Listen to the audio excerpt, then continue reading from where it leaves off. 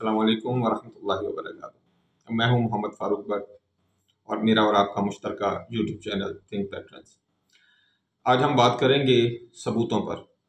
सबूत हैं इंडिया के तैयारों के गिरने के, उनके पायलट्स के नाम, उनके पायलट्स के सर्विस नंबर, उनके पायलट्स की इस वक्त लोकेशन और उनके जहाज़ों के दफन होने के मकामात।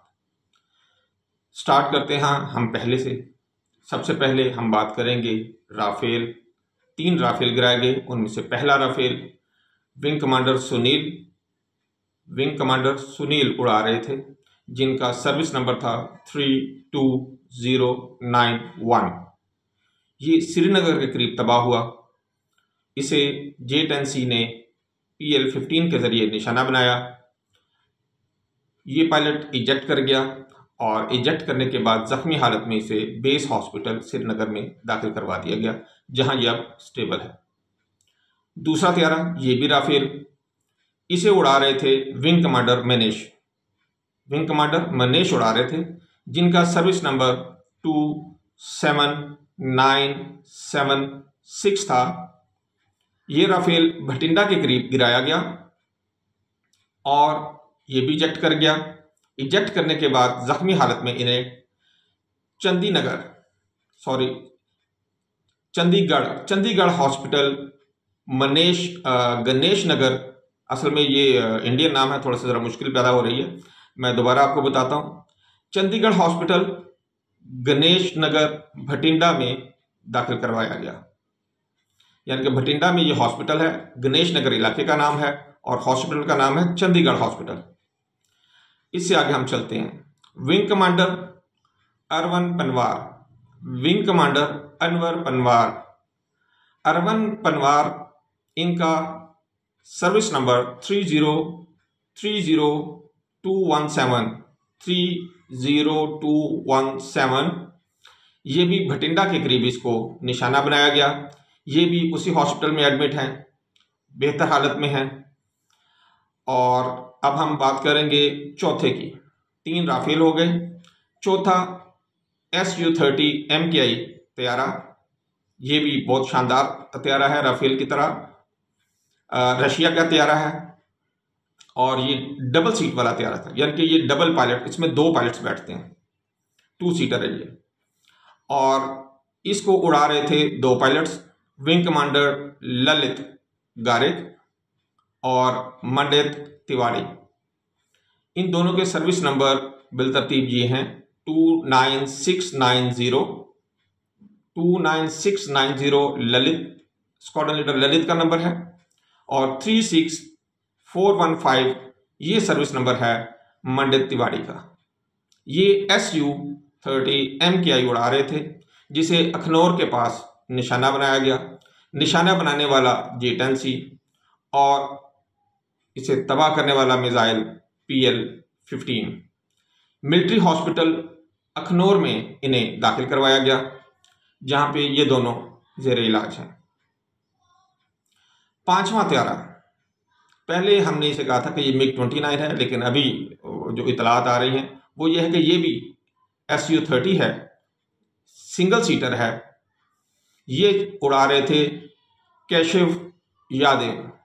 अब ये जाहिर है आपको पता है हिंदी नाम है, हमारे लिए थोड़ा सा मुश्किल होता है, लेकिन केशव यादव 32394, सर्विस नंबर 32394।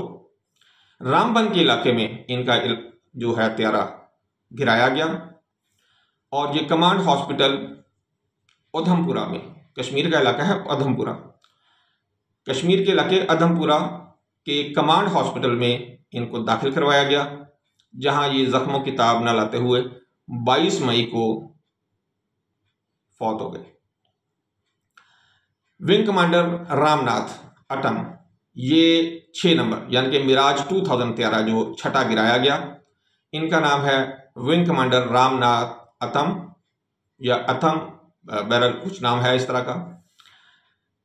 पामपुरा के इलाके, ये भी कश्मीर में गिराया गया।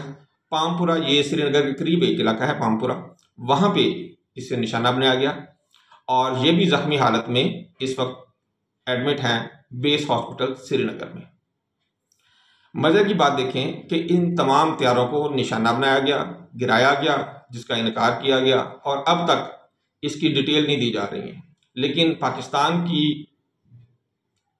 खुफिया जो इदारे हैं, उन लोगों की आप कारकर्दगी देखें कि हमने उनके नाम, उनके सर्विस नंबर, उनकी प्रेजेंट लोकेशन, उनके जहाज़, सारी डिटेल्स जो हैं वो हासिल की और अब हम सारी दुनिया में ये बता रहे हैं। फ्रांस की टीम, डसाल्ट एविएशन की टीम आके बैठी हुई है इंडिया में, लेकिन उन्हें अभी तक राफेल तैयारों तक एक्सेस नहीं दी जा रही है। हमने 3 तैयारे हवा में तबाह किए और अब ये ख्याल किया जा रहा है कि जो इनकी 26 लोकेशंस के ऊपर जब हमला किया गया, जिसमें श्रीनगर बेस और दूसरे काफ़ी सारे बेसिस भी उसमें शामिल थे, तो उसमें इनके बाकी तैयारों के साथ साथ ख्याल ये किया जा रहा है कि कुछ मजीद राफेल तैयारे जो हैं वो ग्राउंड के ऊपर तबाह हुए हैं या उनको ज़्यादा नुकसान पहुंचा है। और उस तमाम नुकसान को छुपाने के लिए अभी तक डसॉल्ट एविएशन को इस चीज़ की इजाज़त नहीं दी गई कि वो अपनी इन्वेंट्री चेक कर सकें या कंफर्म कर सकें कि उनके कितने तैयारे ठीक हालत में हैं और कितनों को नुकसान हुआ है। डसॉल्ट कंपनी बार बार उनसे ये कह रही है कि हमें इससे गर्ज नहीं है कि आप ये तैयारे कितने हैं कितने नहीं हैं। हमारी इन्वेस्टिगेशन इसके ऊपर होनी है कि ये तैयारे अपनी वजह से गिराए गए हैं या आपके पायलट्स की वजह से गिराए गए हैं।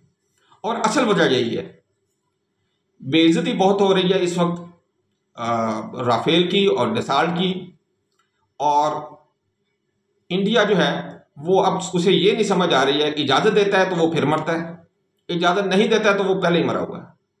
तो मेरा ख्याल है कि आप वो इजाज़त दे ही दे तो बेहतर है। आपका इस बारे में क्या ख्याल है? अपनी राय से हमें ज़रूर आगाह कीजिएगा, कमेंट करें और बताएं कि क्या इंडिया को अब इजाज़त दे देनी चाहिए डसॉल्ट को। वैसे मेरा ख्याल है डसॉल्ट ने इस काम के बाद इंडिया को मज़ीद तैयारे देने से ही माजरत कर लेनी है। आज का व्लॉग हम यहीं पे ख़त्म करते हैं। अल्लाह ताला आपका, मेरा और हम सब का हामी नासिर हो। नस्रुम मिनल्लाहि व फतहुन करीब। अस्सलामु अलैकुम व रहमतुल्लाहि व बरकातुहू।